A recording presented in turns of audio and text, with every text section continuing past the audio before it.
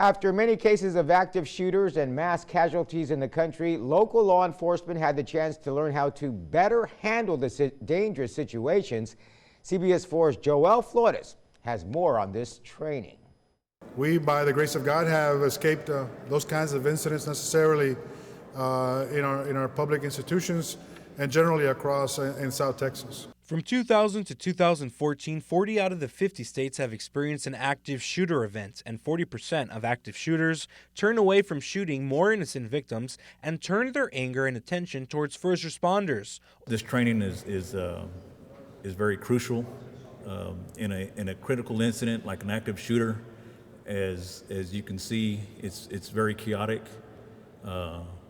It's disorganized, and it's our job to make organization out of that chaos. The way that we respond to a critical incident, it really doesn't matter as far as the response, if it's a criminal act or an act of terrorism. Law enforcement emergency services responses will be the same. Within the first hour of a mass shooting, the FBI must decide whether or not to deploy resources like a SWAT or an evidence recovery team from cities like Dallas, San Antonio, Houston, or even Washington, D.C., where FBI has their headquarters. Michelle Lee, San Antonio media coordinator for the FBI, tells us this method was used in the Fort Hood shooting in 2009. However, social media plays a big role in the timing of these types of decisions. The good thing is that it puts others on notice that there's a danger zone and you need to stay away from this area.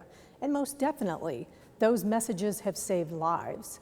But at the same time, there's information that has come out before on social media that has been false, and it causes a panic. In Hidalgo County, Joel Flores, CBS 4 News, and ValleyCentral.com. And officials add, if you cannot run or hide, then you need to fight.